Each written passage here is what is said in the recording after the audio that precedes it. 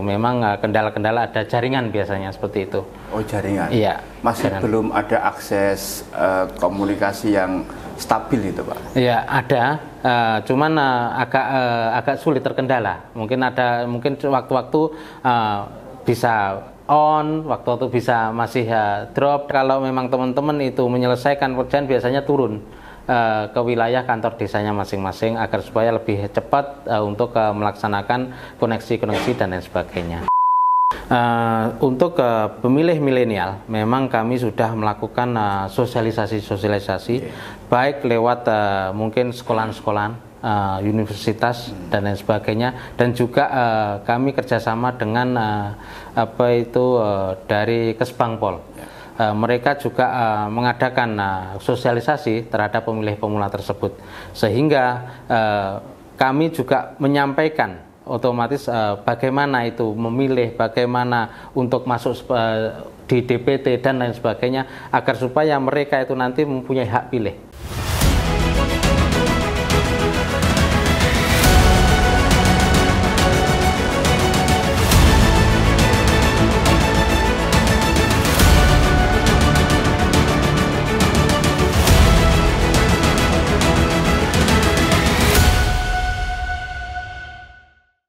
Assalamualaikum warahmatullahi wabarakatuh. Selamat siang, salam sejahtera dan salam sehat untuk kita semuanya.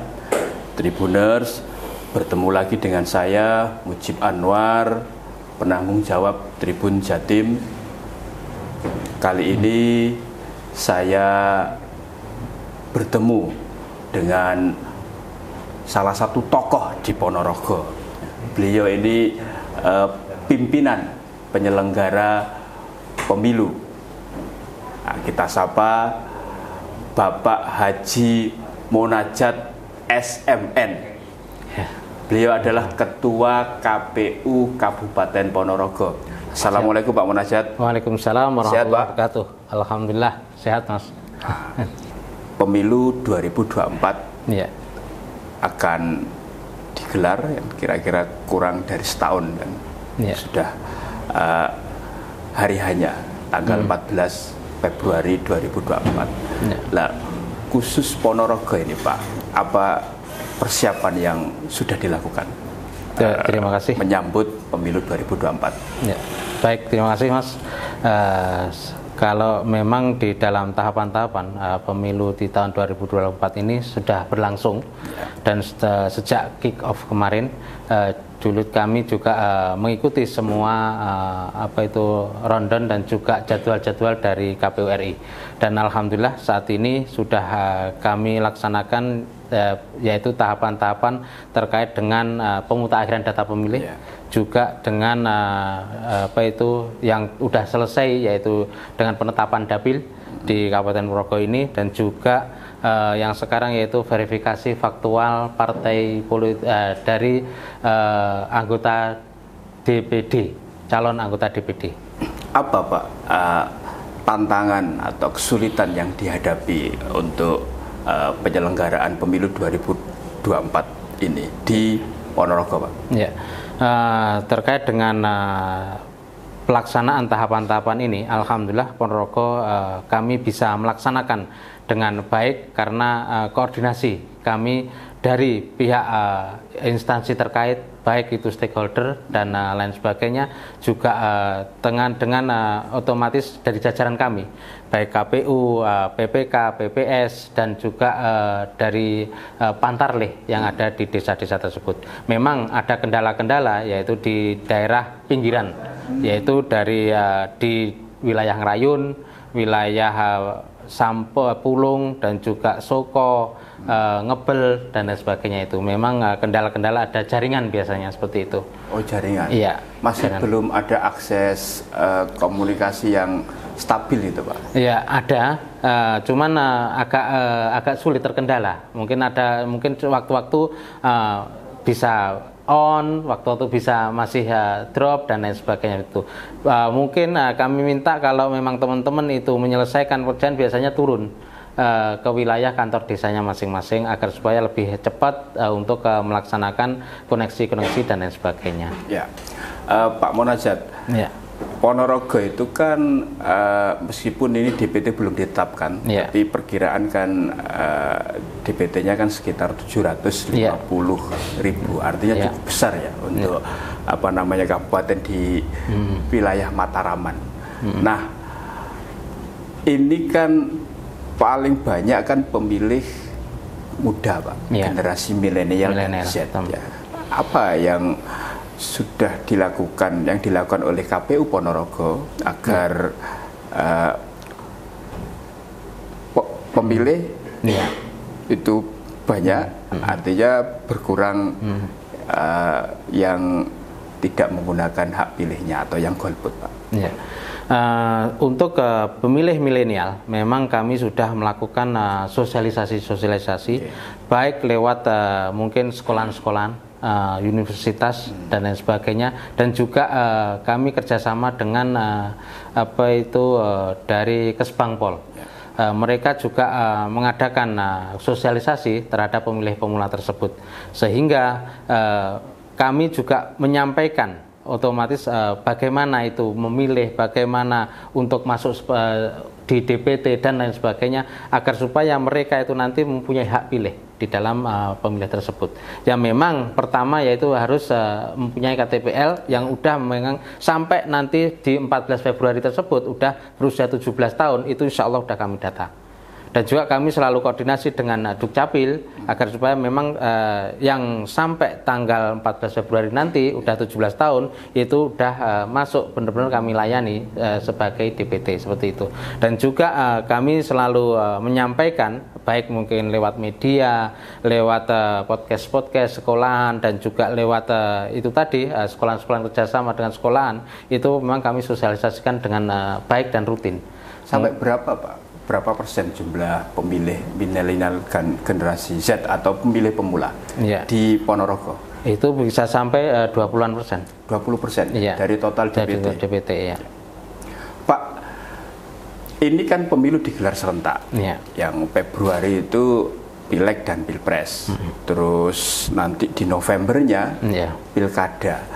Girohnya ini lebih kelihatan antara Pileg, Pilpres atau Pilkada, Pak, kalau di Ponorogo?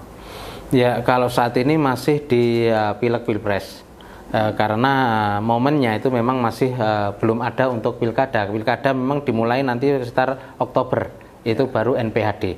Cuman kami sudah melakukan koordinasi terkait dengan Pilkada tersebut dengan pihak-pihak dari Pemda, itu terkait dengan anggaran yang awal itu untuk momen Pilkada. Memang saat ini masih kita konsen di Pilpresnya. Jadi di Pilpres kami sampaikan semuanya di baik pemilih, baik lewat sosialisasi dan lain sebagainya, itu memang untuk pergelaran di tahun 2024 ini, bahwa nanti di bulan Februari itu ada perhelatan besar untuk secara nasional, yaitu pemilu dan pemilihan untuk pemilu lah, pemilu baik itu Pilpres maupun legislatif. Kemarin ini kan kalau Pilpres sebelumnya, pemilu sebelumnya kan ada pertarungan yang cukup keras, Pak, antar dua calon Pak Jokowi dan Pak Prabowo kan, pendukungnya ini kan saling itu. Di Ponorogo seperti apa? Alhamdulillah kalau di Ponorogo masih bisa kondusif termasuk kondusif. Memang kalau di medsos masih adalah seperti mungkin, tapi tidak begitu gencar atau tidak begitu panas untuk di wilayah Ponorogo khususnya. Terbilang masih termasuk kondusif untuk terkait dengan gejolak-gejolak baik dalam kubu antara kubu satu dan kubu yang lainnya seperti itu. Bulan depan ini kan sudah masuk tahapan pendaftaran caleg ya. Insya Allah. Sampai sekarang seperti apa, Pak, persiapannya? Kami melakukan tahapan-tahapan memang sesuai dengan jadwal nantinya. Otomatis kami akan dengan seiringnya waktu kami akan mensosialisasikan terkait dengan jadwal, terkait dengan persyaratan, dan juga nanti proses-prosesnya. Otomatis semuanya nanti akan kami layani dengan baik mungkin, karena memang KPU kan jargonnya KPU melayani seperti itu. Ada Mas? Tidak, Pak, caleg atau partai yang datang ketemu dengan Pak Monajat ya, membicarakan soal pencalekan? Sejauh ini belum ada. Sejauh ini belum ada. Cuman kan kami waktu rakor-rakor, karena kan kemarin sering kita bertemu dengan partai politik, pimpinan partai politik maupun LO-nya, itu terkait dengan rakor-rakor mungkin ada dari verifikasi faktual kemarin, baik verifikasi partai politik, terus habis itu kita juga sering bertemu dengan parpol terkait dengan dapil. Jadi kita kan ada ada sosialisasi terkait dengan pengusulan dapil di wilayah Ponorogo ini, dan juga terkait dengan tahapan-tahapan lainnya. Itu kami sering berhubungan, sering koordinasi. Jadi walaupun kami itu rakor mungkin dapil, kami sampaikan juga tahapan yang lain seperti itu. Jadi mereka udah paham.